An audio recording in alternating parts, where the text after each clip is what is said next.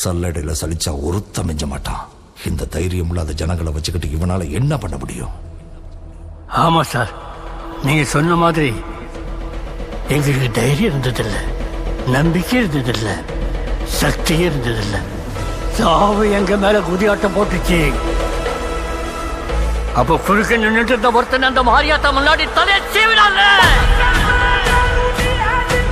அவன் செத்த அன்னைக்கு ரொம்ப வருஷத்துக்கு அப்புறம் சாவு மேல நாங்க குதியாட்டம் போட்டோம்.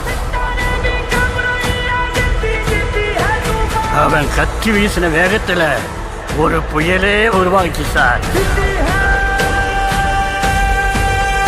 அந்த புயல் நராட்சியில் இருக்கிற ஒவ்வொருத்தருக்கும் உசுர கொடுத்துச்சு. உங்களுக்கு ஒரு யோசனை சொல்றேன், நீங்க மட்டும் அவன் குறுக்க போயிடாதீங்க சார்.